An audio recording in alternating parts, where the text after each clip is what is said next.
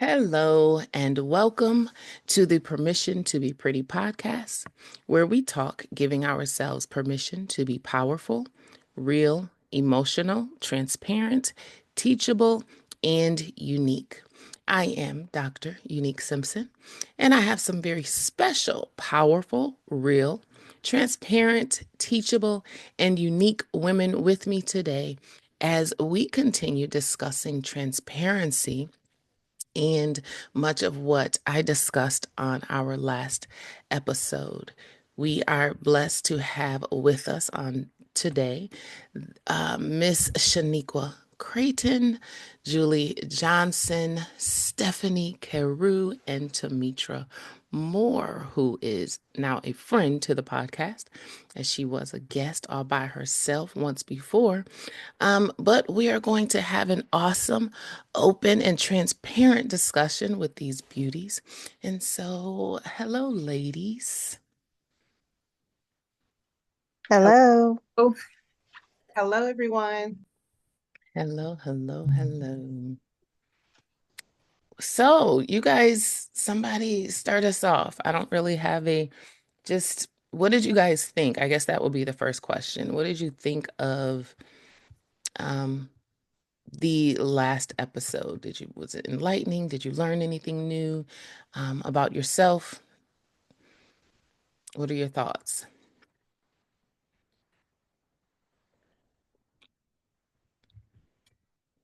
For me, I learned a lot about myself. This is Stephanie, by the way.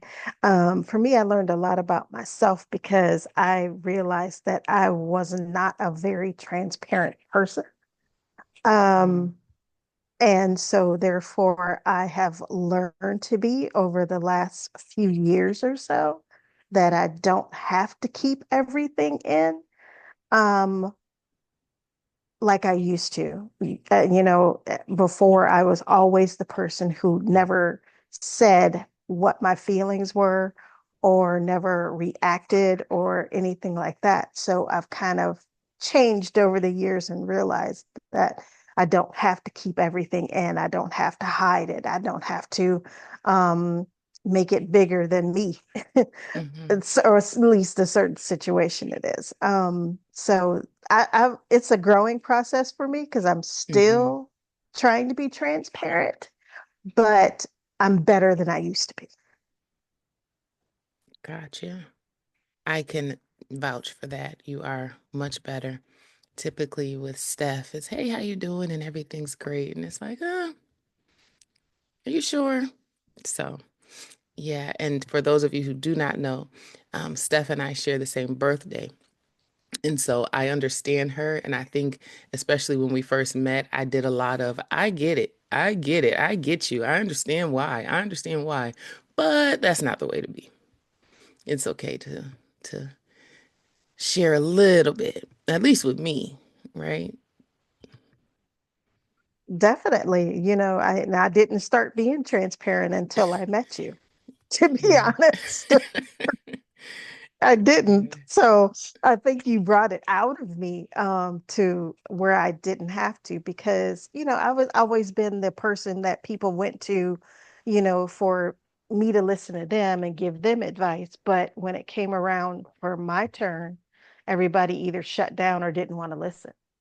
So Mm, that's why I ended up closing myself down and shutting everything off. So, like I said, until I met you, that was when things started to open again. mm, gotcha. So your experiences with people kind of muzzled you. Yes, Mm. absolutely. And that happens to so many of us. So I definitely understand. I was going to, if I were to ask a question, why are we um, so closed off? Why do we hide? Why are we not transparent? I think you just spoke to it. The reactions of people when people don't seem to care, they don't respond to us the way that we respond to them. Um, and as you stated, when we are the ones that everyone goes to, how do you then turn around and say, well, I'm kind of going through something myself? So thank you for that. Thank you. Any of you other ladies?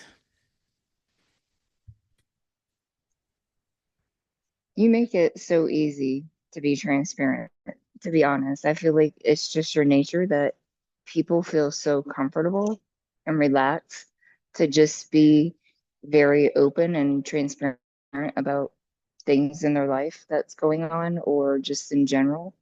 Um, I know that's for me, for sure, definitely that, you just, there's just something about you that just makes it so easy to be open and honest and transparent about things. And um, just even the groups that we've been doing.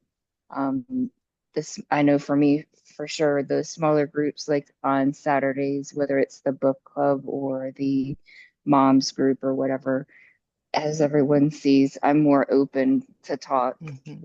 Once it becomes a larger Mm-hmm. platform where there's more people, I kind of revert back to my introvert tendencies Mm-hmm. um and I just stay silent for whatever reason. It's just I think the not bigger well bigger crowds or more people in this in the surrounding, it just for me it just is overwhelming in a sense. Mm-hmm. Mm-hmm. Um, and so that's why I tend to be more quiet and don't, I just sit back and I take in and I listen to others versus contributing. Mm-hmm. Um, but I definitely feel like you make it so easy to talk to. And even my kids say that too. Like they just love you to death. They just they always say that you just have something about you that just makes them feel so comfortable to open up to you and they feel safe. And that's nice knowing that, my kids even see it and they feel that way as well.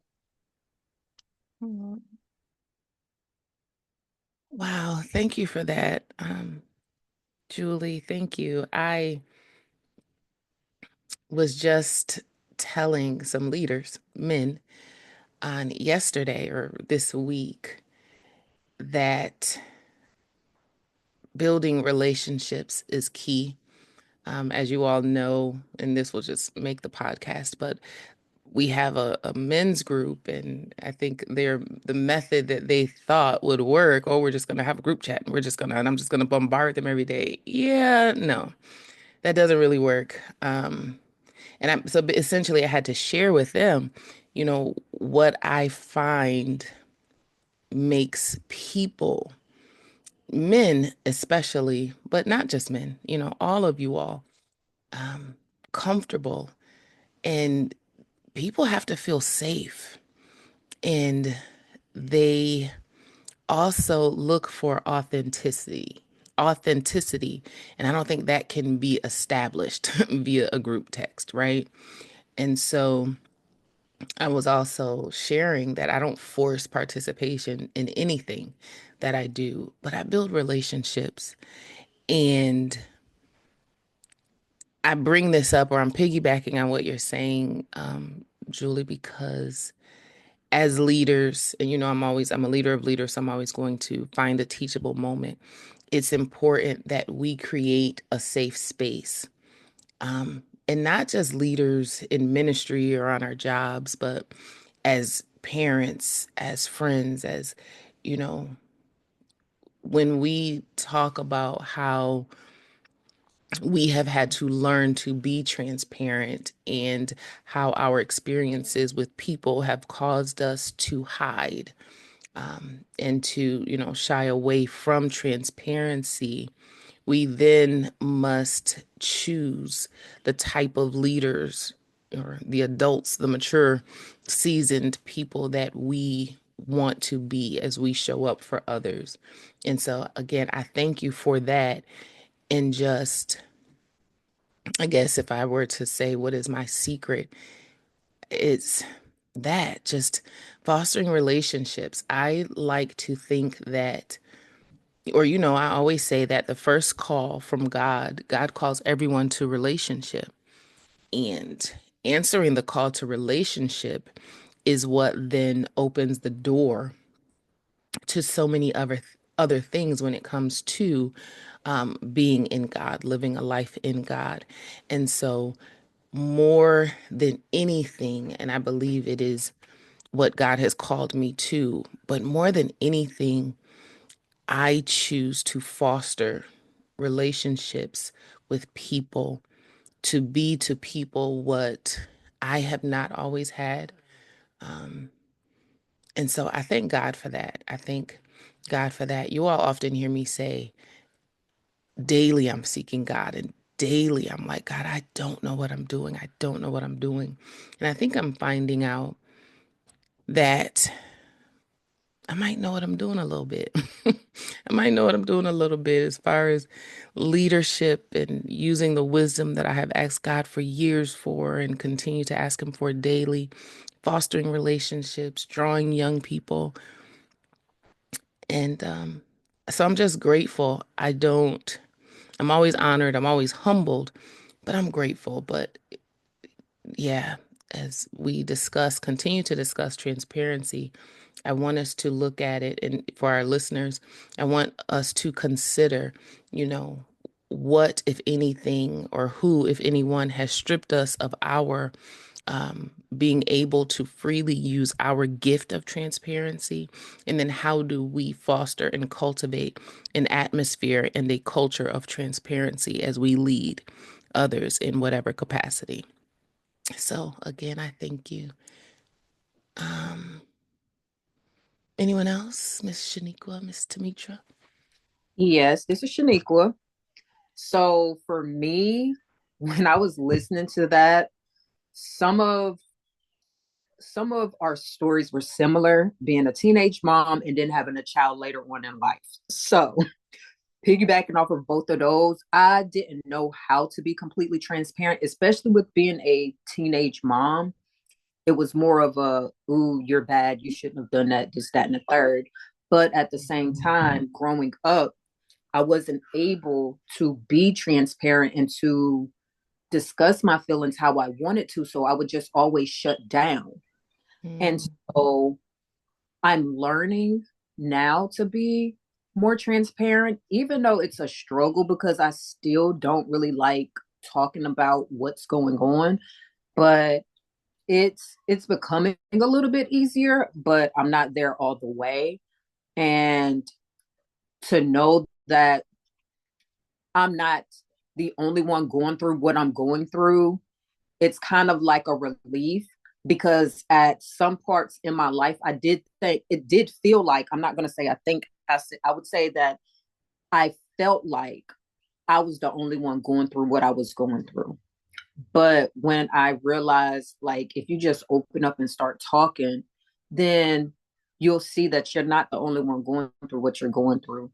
So to be able to be transparent with everything that's going on in my life, it will help somebody else. And that's how my thought process has gotten now, to be like, okay, I might help somebody if I tell them my story, even though I feel like my story doesn't matter, but it matters to somebody. So yeah.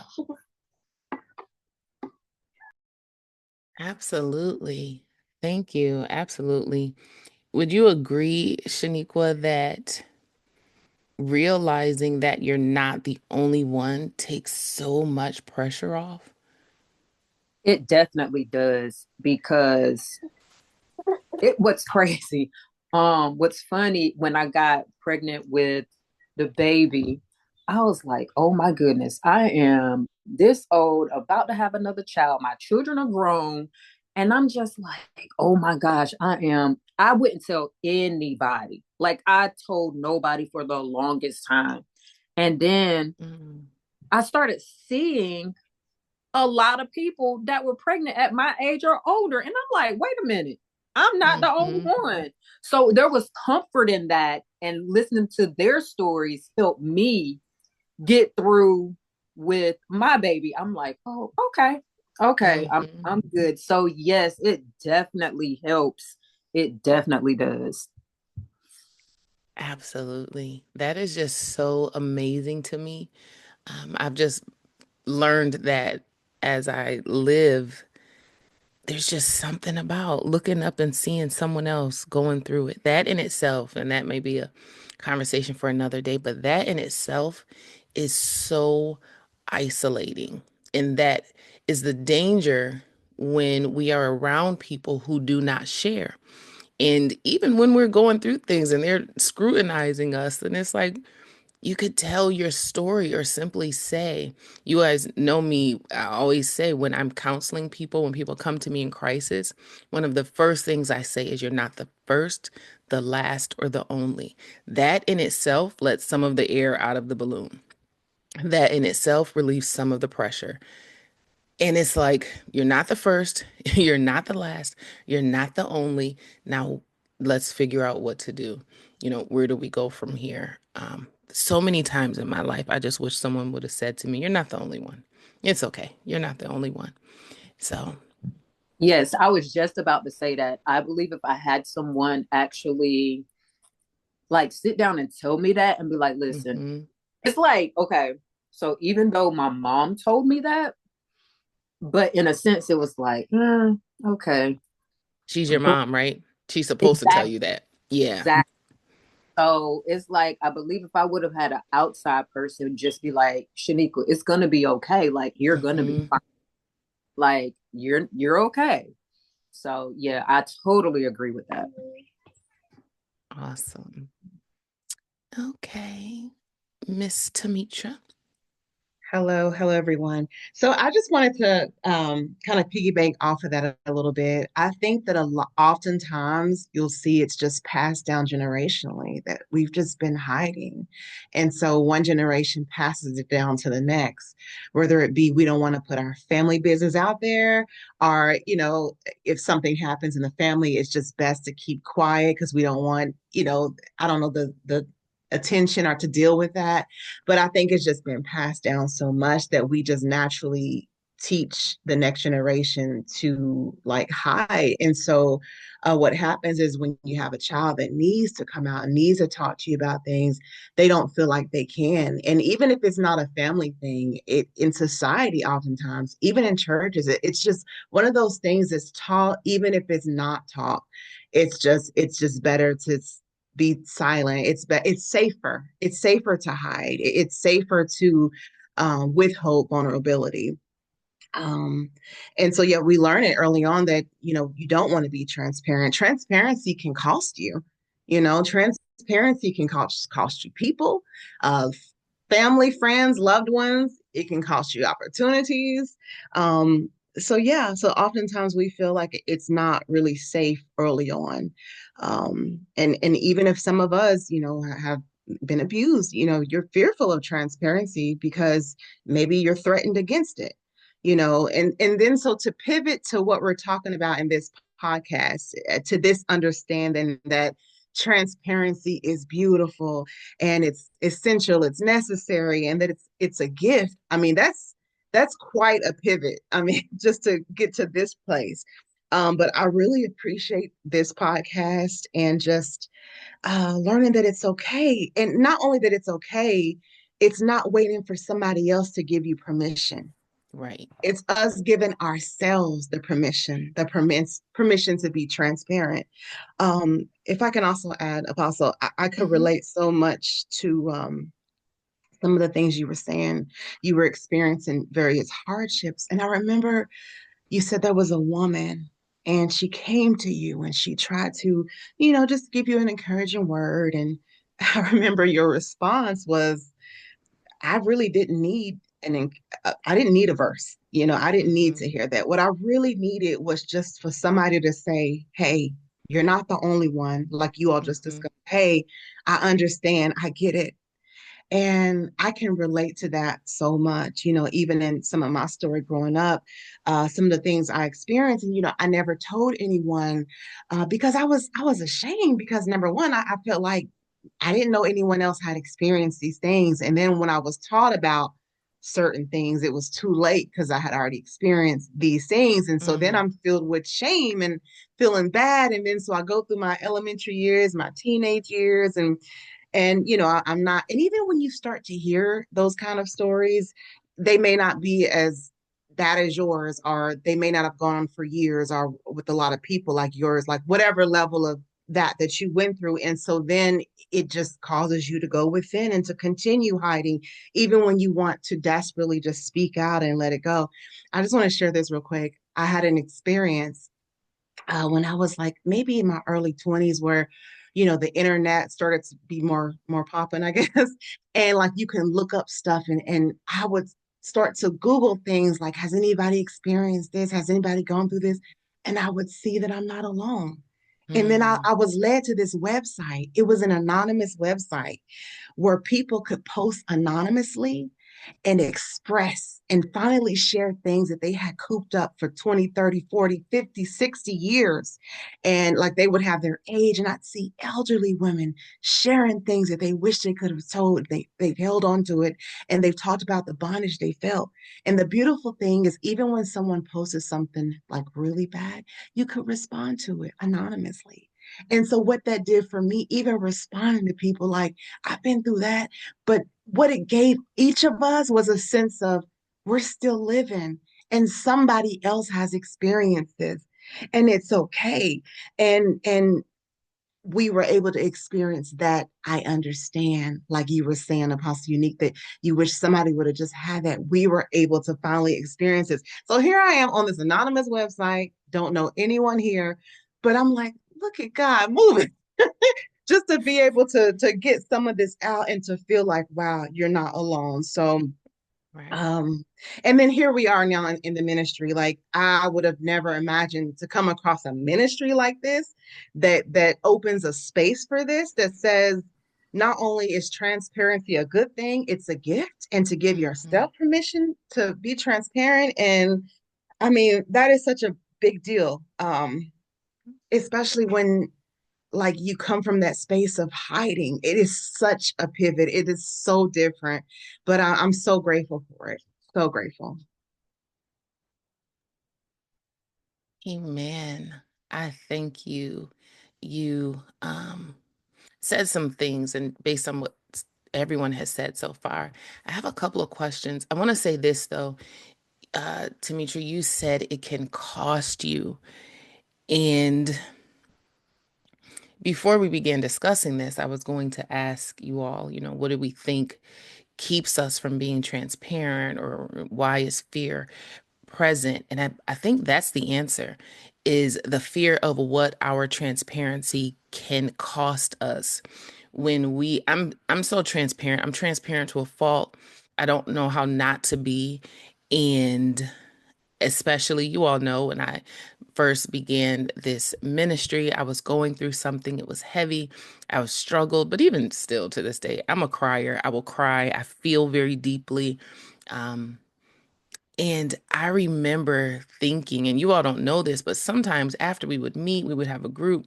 I probably done cried or shared what I think was maybe too much.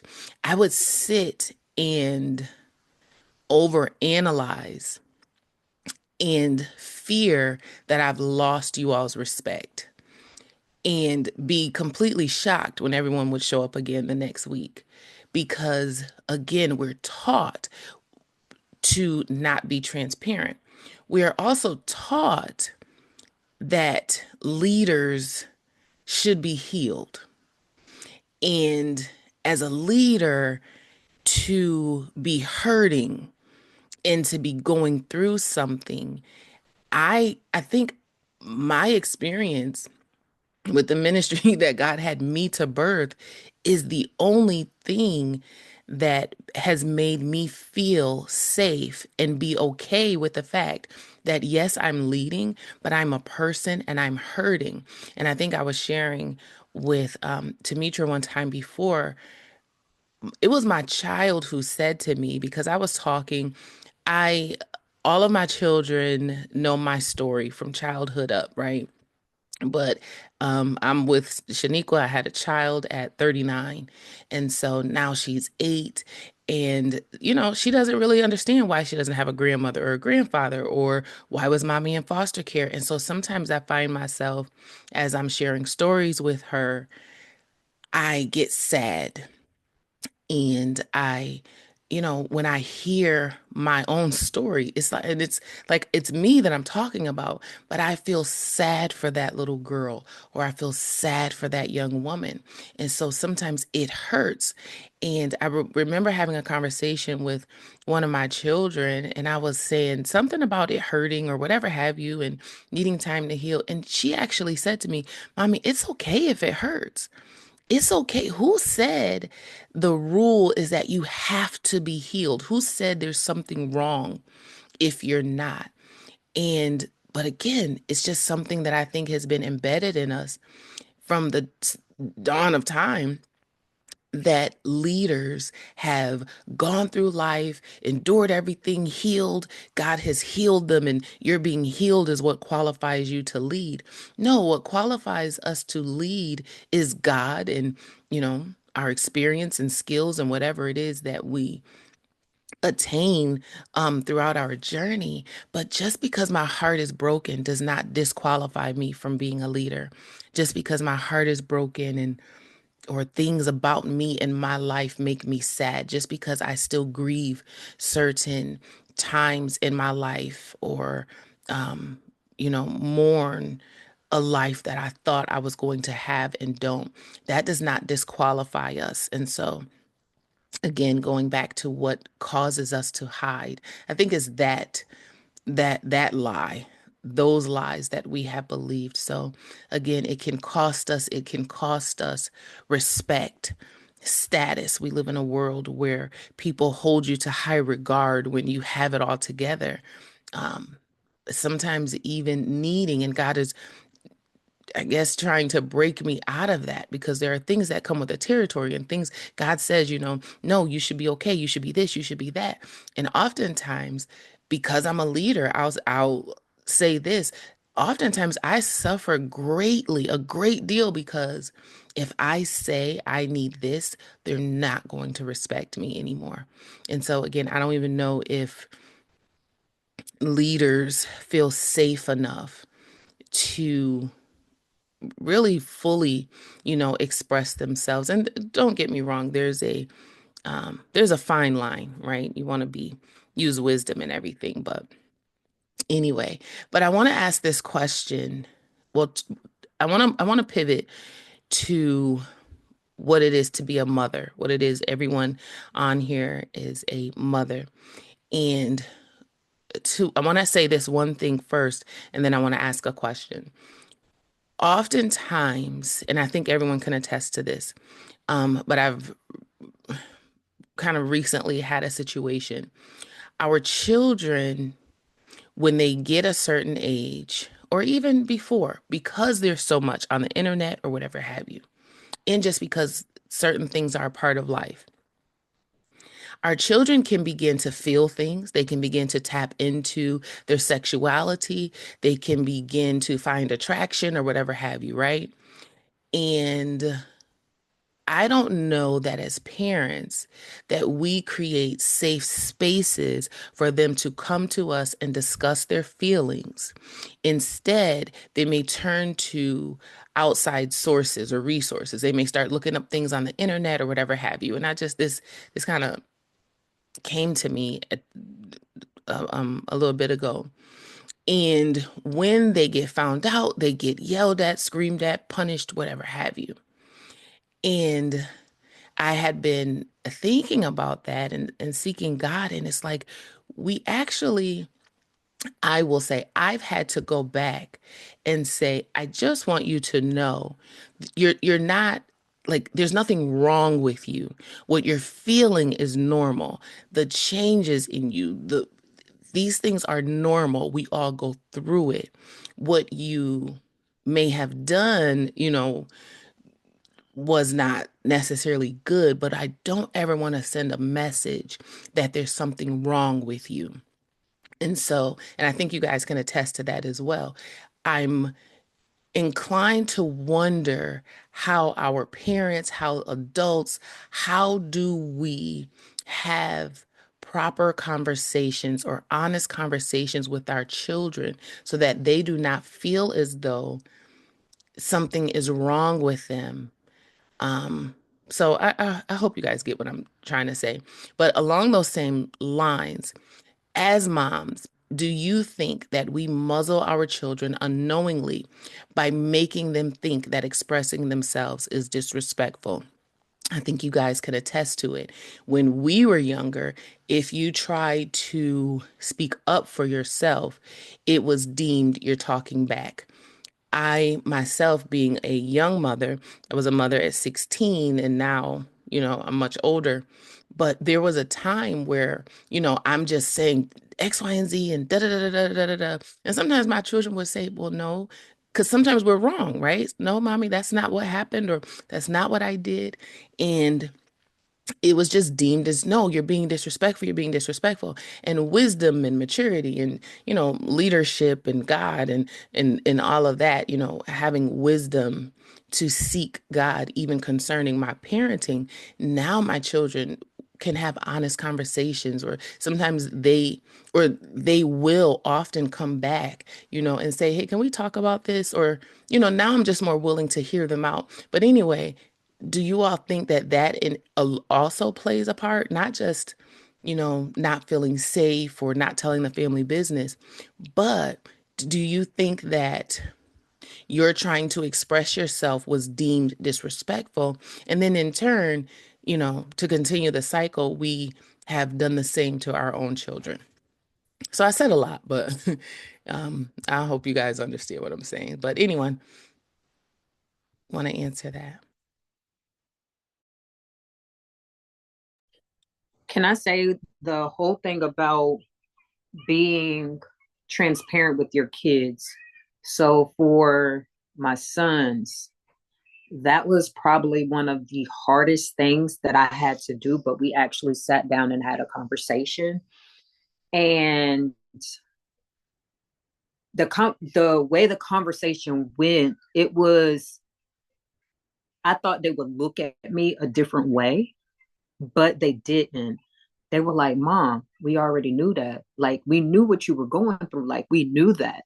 And me thinking, like Tomitra was saying about hiding, me thinking that I'm hiding what was going on, and they knew what was going on. So they felt something was off. They knew something was off. When they saw me or when they talked to me, they knew something was off.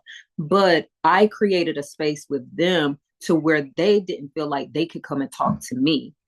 And so after that particular day that we sat down and actually had a conversation, it has been so much better.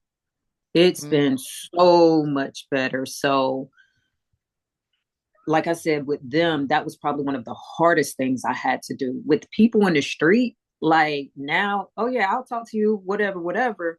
But when it's somebody really close to you, I think it's harder to be transparent with them than it is somebody that you don't even know or that you don't really know. So yeah. I I thank you for sharing that. You also made, like, you guys know we can always go so many different directions with this. I was getting ready to say, um, where is the line? Or what is the line between being honest and transparent with our children? Again, something we've been taught, right? And I think you guys can attest to this, is that children don't need to be an adult's business. Children don't need to know what's going on. They don't need to know this. They don't need to know that. And again, guys, hear me. Everything I'm saying is within reason. I think kind of I've always been transparent with my children. I was going to say maybe a little bit too transparent, but that too transparent would maybe be someone else's assessment of it. I don't think, I think we make the mistake of not respecting children as people.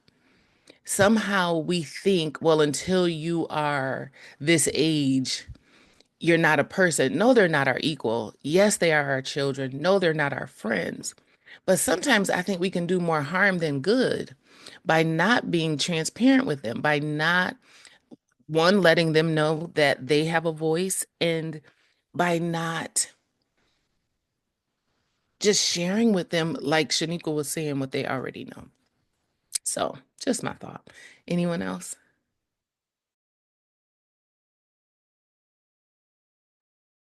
I am going to say that that is actually very factual. Um, I did that.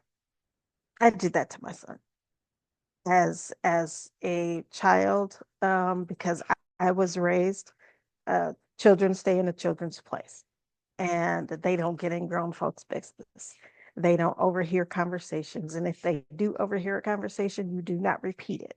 Those are the things that I was taught, and I carried that into my uh, being a mother and to my son. And so I carried that and I didn't let him have a voice. Mm-hmm. Um, so when he did have a voice, it came out wrong, It you came know, out wrong. um, it came out wrong. And so as he has now becoming an older, adult, um, things have shifted. So there is a little bit more transparency because, like I said, I my transparency started coming with you. And Mm-hmm. so therefore I found that I could be transparent with her. But that Mm-hmm. was only after, maybe after the age of 18, you know what I Mm-hmm. mean? But before that, it wasn't the case. So now we do have conversations, and when we have conversations, they're kind of deep conversations, Mm-hmm. because they're just like we're actually listening to each other now versus Wow. me talking at him, Right. so therefore their situations have changed, they have shifted, and they can shift. But when you're a kid and you're telling your kid, do not do this, you cannot say that, you cannot go, Mm-hmm. that restricts them and that shuts the kid down. Mm-hmm. And I noticed that in my son. And so Right. now he's getting to be to the point to where now he can come to me with certain situations or certain things, or even having a conversation with somebody else. He'd be like, hey mom, what is your opinion on this conversation that me and my friend are having, Mm-hmm. and then I tell him what the situation is, and he'll be like, okay, I didn't think of it this way. So there's a different perspective that happens and shifts when they're older, they get older and they're adulting. um versus when they're children. So Right. it's kind of a bad situation, but it's kind of a good situation at the end of it. Mm-hmm. Because the bad situation is I shut him down as not being able to have a voice, but a good situation is we turned it around. Mm-hmm. And so now it has become a better situation to where we can talk. He can even tell me about, the people that I've dated. No, you don't go back to them. Mm-hmm. That is Mm-hmm. not a good situation for you. Those kinds of things. So um it has gotten better, but yeah, we do that. We do it a We lot. I do. mean, I did, and I'm gonna Mm-hmm. speak for myself. I did it. And but that was the way that I was taught. I was going to ask you this question. Do you also think that our lack of honesty and transparency with our children can create or foster resentment because we're not Yes, honest? If we are not absolutely. honest with them, they will resent us. And again, like if we just stick to, well, they don't need to know. I just want y'all to know my relationship with my children has always meant so much to me. I was going to tell them the truth. I was going to tell them the truth. When we allow them, and sometimes, and again, I want you guys to speak to this, sometimes we self sacrifice as moms because we have vowed, I'm not going to speak bad. And I want you all to know I'm not speaking bad, I'm speaking the truth. When I was going through my divorce, my child said to me, there was a lot. And what she said one day, what I think is your fault. Oh no, baby. One, you will not, especially when I'm here, I'm right here. Um, and so I had to be honest in that moment because I was not willing to sacrifice myself, my reputation. I was not willing to allow her to foster resentment because she did not understand. And sometimes we think we are doing them a favor, but instead we are allowing them to build up anger, bitterness, allowing them to see us in a different light. I have always been honest. And again, honesty is not necessarily talking bad. I'm going to be honest. I cannot wait because sometimes if we wait until we think they are of age, well, they've already we've already allowed those seeds of, again, anger, bitterness, resentment, lack of self-control and everything else to fester and marinate. And then now we are looking at adults trying to have a parent-child relationship, a good one at that. And so again, I think that's another area where um, it can be dangerous if we refuse to be honest and transparent.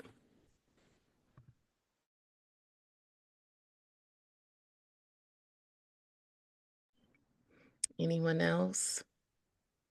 Yeah, I think it's so. Hey, this is Tomitra. I agree. It's so important to have that transparency with your kids. And as far as, we had a conversation about muzzling our children, and yes, I do believe that is often passed down. But as Stephanie was saying, it can restrict. I was one of those children that was so restricted.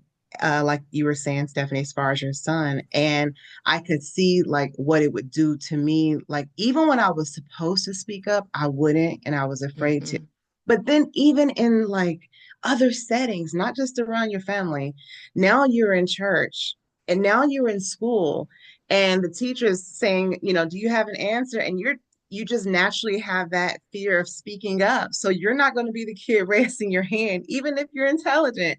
Like all that comes with it. But then that also transpires into college and then into the business world. And when you're out there and when you need to work on things with your teams and your ability to speak up. So it definitely muzzles. And it's good though, Stephanie, that you said that you all that has changed around now for you all. And I can also say that with me and my relationship with my parents, how it's changed and how we went through that hurdle of, where I was evolving even as an adult, like growing into my truth and sharing things with them, and they were open and receptive, and that was a blessing to have that whole conversation with them. And so now, me as a mother, it's interesting because I often allow my son to speak when my parents would probably raise an eyebrow, like, "You gonna let a child talk like that?" Because it's that old school. Yeah. That's that old school. Plus my parents were like two generations back. So I was like the young kid that they never thought was going to come. So that also had a lot to do with that as well. But as far as my son, I love to hear from him. Like I Mm-hmm. want to hear about his, tell me. Sometimes it's like, Mom, come on. Like, I don't want to. I'm like, well, what happened today? Like, I want to be in his world. I want to know his mind. It's fascinating to me and it's exciting. But I do have that child because I do allow him to speak up. He is also that child that sometimes teachers are calling me like, your child is asking why and why this. And Mm-hmm. so sometimes that can be that struggle when other parents, our educators are in that space as far as allowing children to be children, not in the sense of don't be seen and don't be heard, but children as in they're young, soon to be adults. They need to explore, they need to learn, they need to have an open mind, they need to be prepared for adulthood and to be individuals out here independently. And so that is my belief now with him. And it's so funny because Apostle, you were asking about that whole thing about how they feel and do they have to hide it and, their Mm-hmm. attraction and all that good stuff. And, my son's 11, so he's getting to that, whole stage where I'm starting to see some of that now. And I love it when he talks to me. And Right. just like yesterday, he said, such and such wants to go to the school dance with me, Mom. And that just warms my heart that we can have these conversations. But there are times we'll have these kind of conversations. I'm like, why don't you talk to Mm-hmm. your dad about that? Because I'm feeling like, is this Mm-mm. really, you know, like maybe you should talk to your dad about that. But then he'll say, but my dad will say, go read your Bible. I'll go, Mm, I'm like, oh man, dang. What do I say to that? He's like, but I'd rather talk to you because I can talk to you. And see, I think yeah. even some of my upbringing helps me now in Hmm. parenting, in that because I know what it's like not to be able to speak and Right. to be restricted. So therefore, I know I want him to be able to have that openness. I'd rather him have it with me, you know? Hmm. So Hmm. besides him trying to explore because I told him just go read his Bible and stuff your feelings down, Right.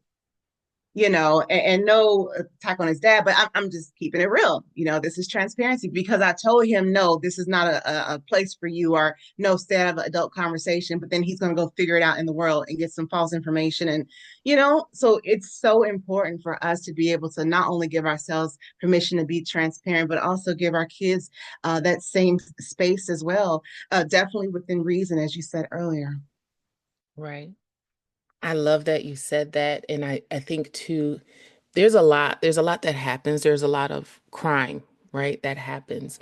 And so much stuff, kind of deviating a little bit, or I'm not deviating, I'll get back on topic. But again, even so much to do with sexual perversion, right? But what if it wasn't so taboo? What if as children, children were able to talk to their parents? They were able to say, hey, I'm feeling like this, or hey, I like that. Like just teaching or establishing honest conversations in the family, so that, again, people aren't taught or don't think that they have to hide and then act out on emotions or feelings that are normal, but because it was such taboo, or they were, under the impression that it was wrong or it was bad, excuse me, now they're acting out in unhealthy ways. Um, it's funny. I have four girls and one boy, and yes, and at the time when my son began having feelings, he was a little boy too, and I was the only one he had to talk to, and whew, I had to buckle up. But again, I was grateful, excuse me, that he felt that he could, and still to this day, because the thing is, even and Steph was speaking to this, even as adults, young adults, they still need to be able to talk to us and share. And so I'm grateful even that we can share, amongst ourselves, our experiences with being mothers, or being parents. I'm reminded, and I'll say this, and then I want to hear from you guys again. The I have five children, but my Naja is 19, right? She's 19, she'll be 20. But her older siblings, my oldest she'll be 31, my son's 25, I think Bree's 27. Somehow, when they were coming along, it was that they were the three older ones, she was the younger. And they've established that some kind of way within their sibling group. They have decided that the 19-year-old, can't speak.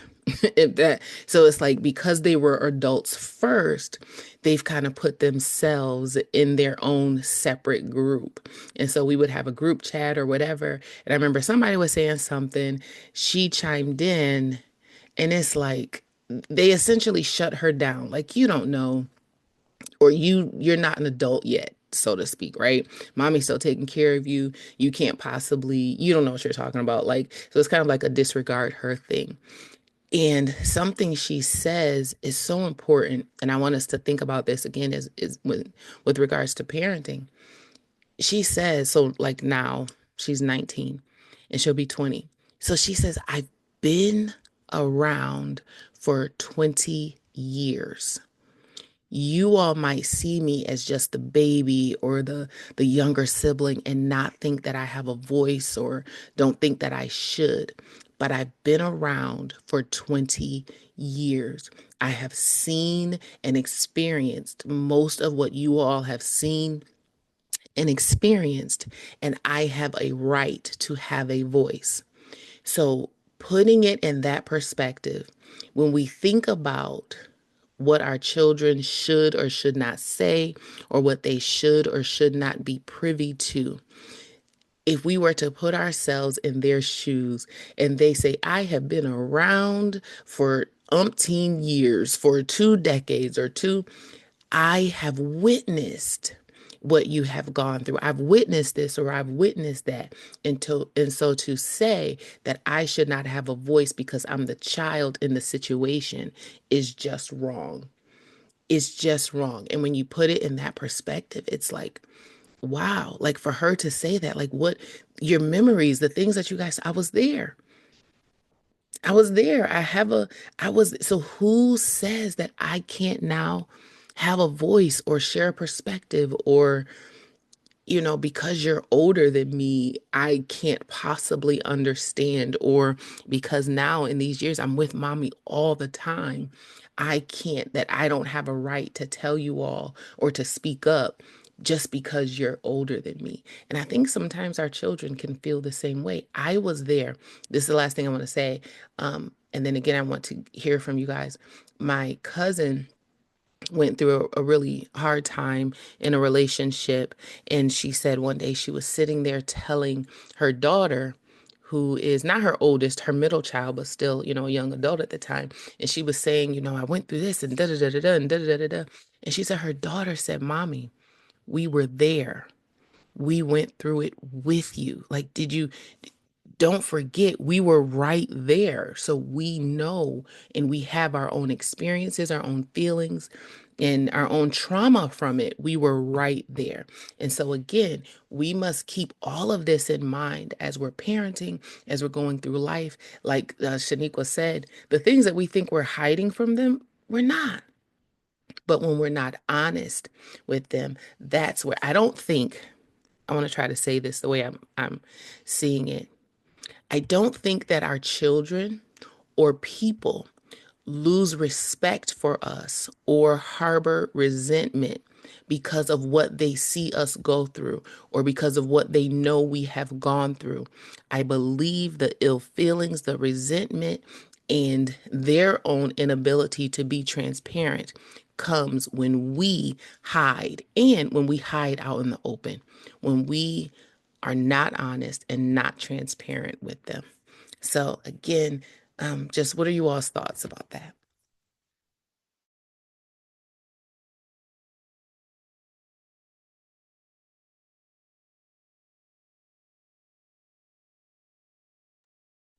Anyone can speak. I was about to say, I think my thoughts on it is that we have to give our children space to be able to express themselves, even though some of us, when we were younger, we weren't given that space. So being able to give them that space to do that. And like I said, I do it with my boys now. So for instance, because my mom told me I had to go to college, I told the boys, you have to go to college, you have to get a degree.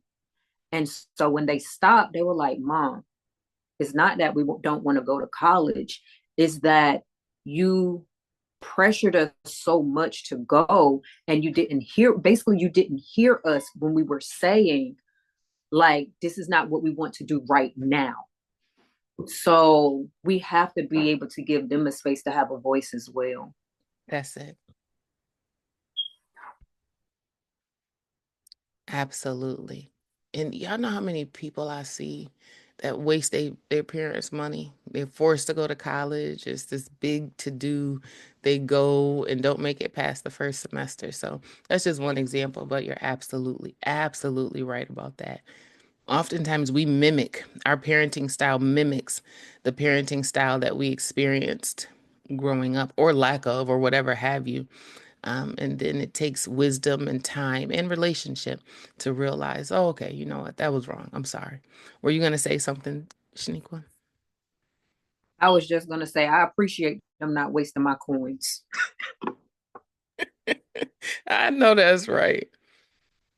I know that's right. Yeah, there's nothing wrong with it. Like, if you guys don't know, Naja, she graduated. First of all, we did a commercial. Deja, my oldest, she had got a full scholarship to Syracuse University. And as part of some program, whatever, I think she was still in high school. No, she was in college. We did a commercial on the radio, and it was myself. It was supposed to be Generations, whatever. And it was myself for some program within the Syracuse City School District. And it was myself, my oldest daughter, and Naja, who was the youngest at the time. She was 6. And her line in the commercial was, when I grow up, I want to be just like my big sister Deja and go to college. And when they cut, she said, I don't really want to go to college. And she has known her entire life. She has said, I'm not going. I'm not going to college. My life path is different. I want to do something else. I'm not going. I want to say, because of that, I've always known, and I have never expected her to. But when she was graduating, of course, she got the question, what school you going to? What school? What's your plan? What you do? And I had to, both of us actually, had to be bold enough to say she's not going. And who cares about the scrutiny? And I've had to tell her, start telling people, my mother doesn't have a problem with it, so you'll be okay. And anyway, and she's actually finding a lot of success in what it is that she's doing. She graduated in 2023, and she has now found herself. She's just now said, you know what? I think I want to enroll. I want to take some classes. I really like this. I really like that. So anyway, just giving our children the freedom to be them. And many of us think about yourself. We've talked about being parents, being mothers, but I want to pivot back to yourselves. And as we wrap up, I want us, our final thoughts or whatever, I want you to think about where you would be in life, what you would be doing if pressures or preconceived notions or ideologies about what it is that you should be doing and how you should be doing it, if those were not at play. If you had the freedom to be and do what you wanted to do without being told what you should do, um, I know we've talked a lot about transparency, but because the one thing that I forgot to mention, and I don't know if I mentioned this on the podcast or not, but what we find as we gift ourselves and others with transparency is we find freedom. We find freedom, and it's a wonderful, wonderful thing. But so again, if you had the liberty to choose what you wanted to do with your life, who you would become, what you would do, like how would that have changed your life if you were introduced to this freedom? If you were introduced to the freedom of transparency, power, being real, the freedom to be emotional, all of the things that permission to be pretty stands for. If you had found that freedom at a younger age, how do you think it would have impacted your lives today? And anyone can start.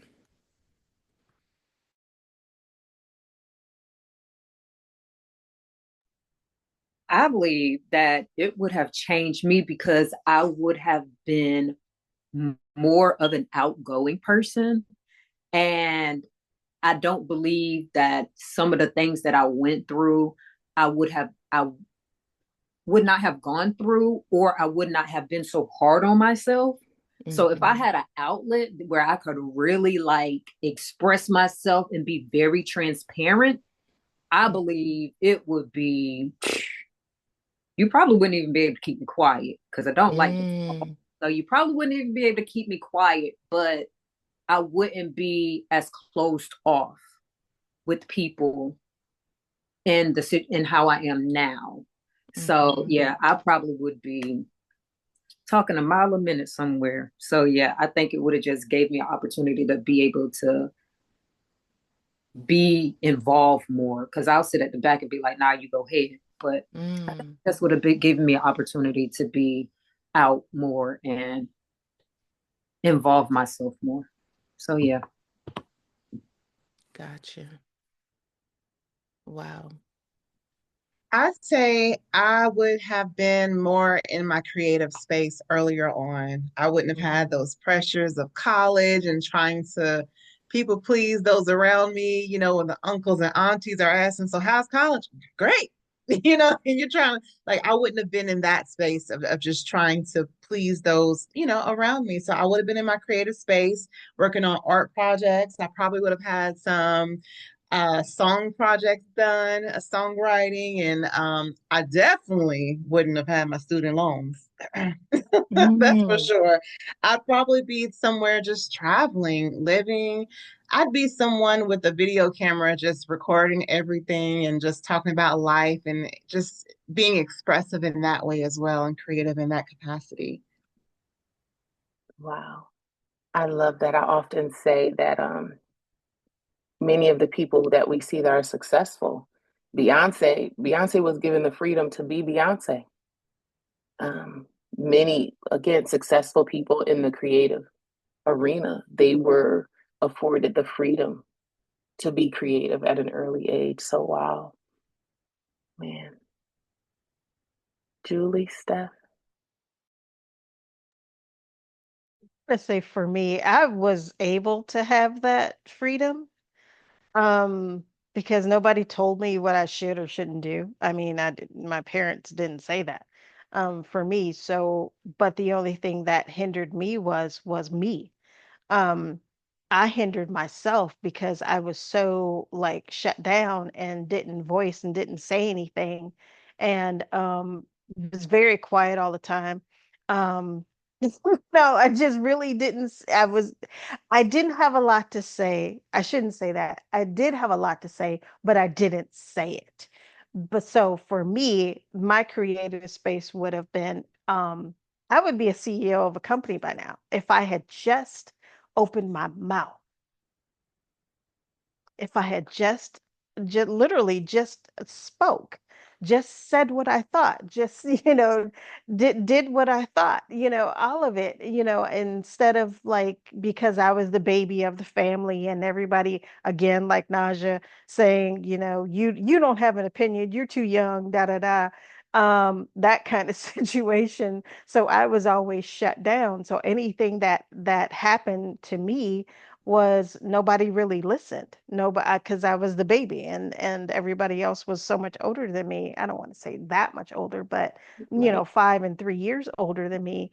Um, they were, my sister was the person who was more in trouble, and my brother was in the Navy, so I was literally by myself. So Mm, I didn't have anybody that encouraged me, or told me, yeah, go do this, So I had to do it myself, and that was hard for me because I was like, one person they telling you to be quiet, no, and you're quiet, and then the next minute you're trying to figure out, well, you just told me to be quiet, so now what do I do?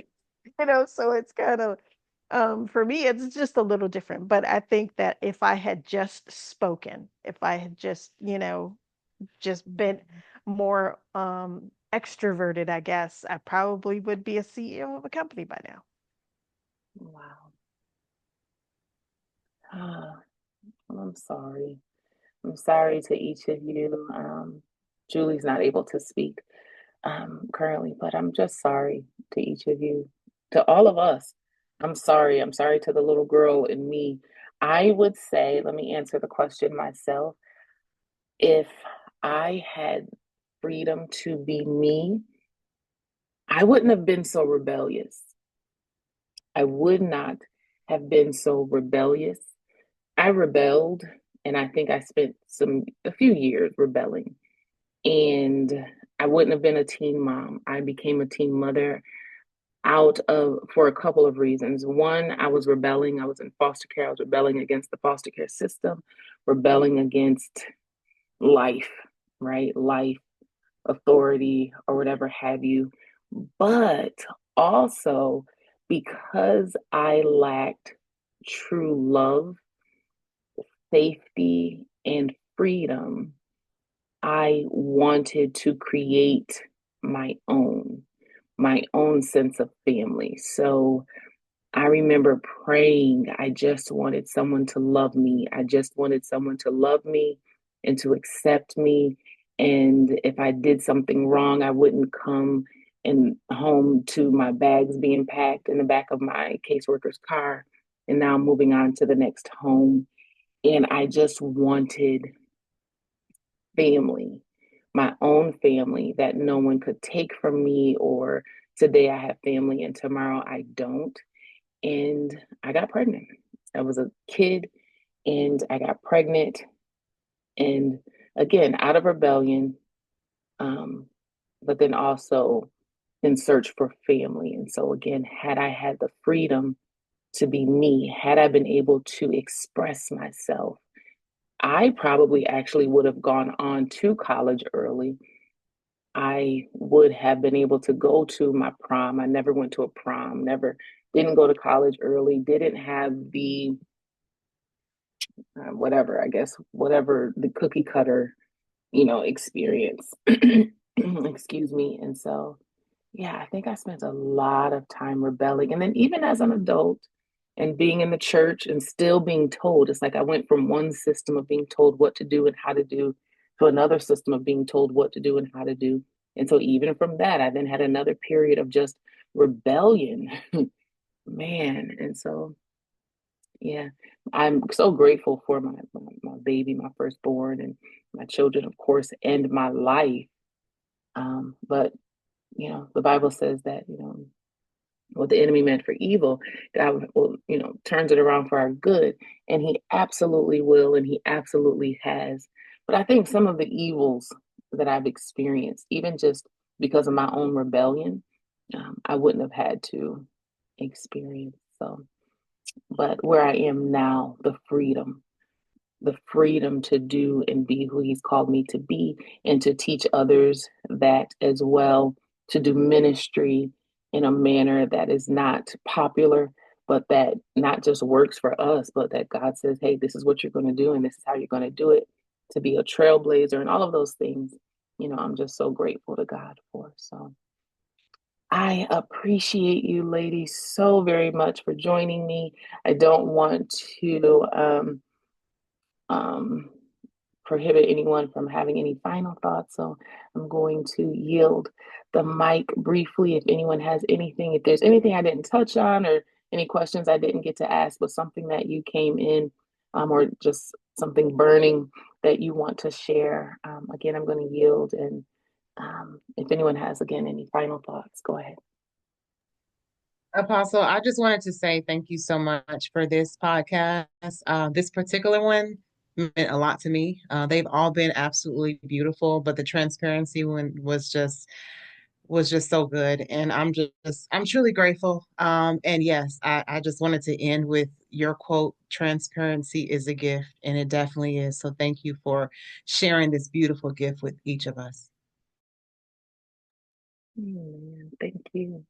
I wanted to say thank you as well for allowing us to be transparent and vulnerable and not shun us, because it's like we've all been in some type of situation or place to where we've been shunned for being transparent or speaking up for ourselves. So I just want to say thank you, love you, and I greatly appreciate the platform that you have provided with the podcast, because it has actually helped me.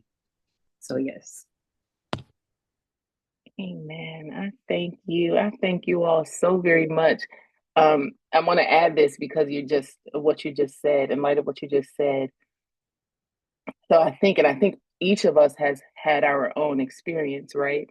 For many of you, our meeting, when we met and our growing together, we've come a long way because of that. A lot of you all, when I met you, you were not used to being transparent.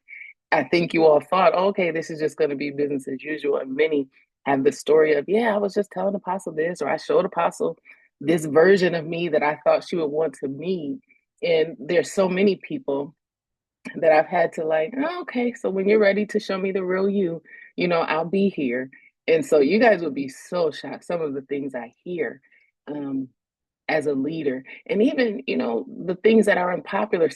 I have young people who will cuss, I have people who will call me and they're upset. And no, this is a safe space. You can, but so yeah, as a leader, given everyone's background, you're leading people, you are in relationship with people with varying backgrounds and responses to trauma, responses to, your leadership style, and just, being a parent of multiple children.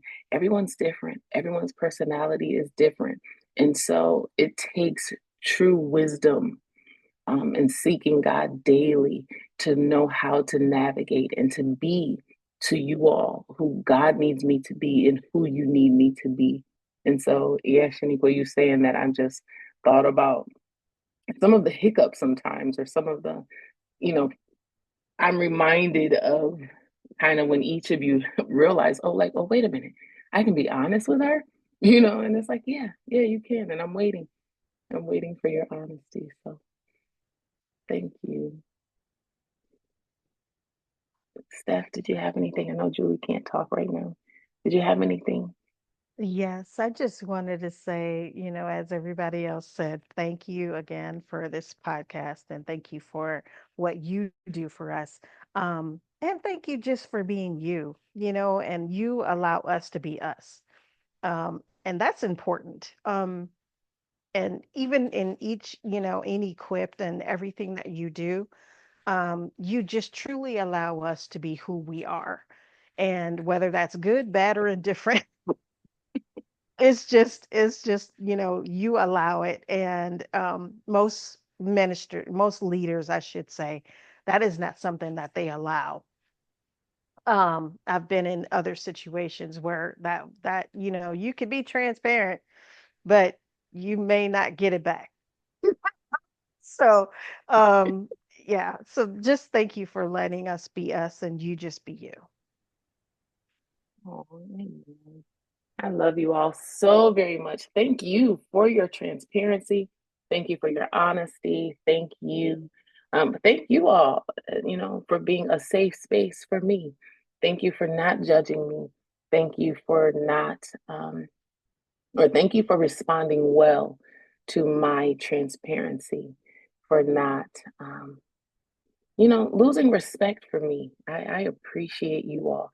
Again, I endeavor to create a safe space, but again, because you all are powerful and you're real and you're emotional and you are transparent and you are teachable and you are unique, that in itself, being in relationship, being in fellowship with you all, creates a very safe space for me. And I thank you. I honor each and every one of you. You all are so very near and dear to my heart. And I just appreciate you. I appreciate you. I do not take it for granted that you trust me, that you trust my leadership, that you trust the God in me, and that, you all you continue to show up. Um, and so I will forever, you know, not just create a safe space, but forever give you all a platform, because you all are so gifted. You're so talented. What you have to say matters, Shaneequa. What you have to say matters. How you feel matters. Julie, what you have to say matters, and how you feel matters. Steph, what you have to say matters. How you feel matters. And Tomitra, what you have to say matters.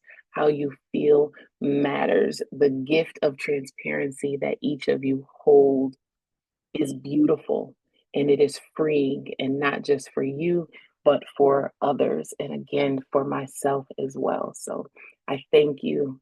You all have given me permission to be unique, where I know I don't fit a mold. I have felt like a misfit. I have felt like an outcast. I felt like I do too much or I don't do enough. And you all, your continued support and love and faith in me has given me the resolve and the utmost permission to be unique. So I thank you. I thank you. So that is it for today's episode of Permission to Be Pretty. Again, I want to thank my wonderful, wonderful guests.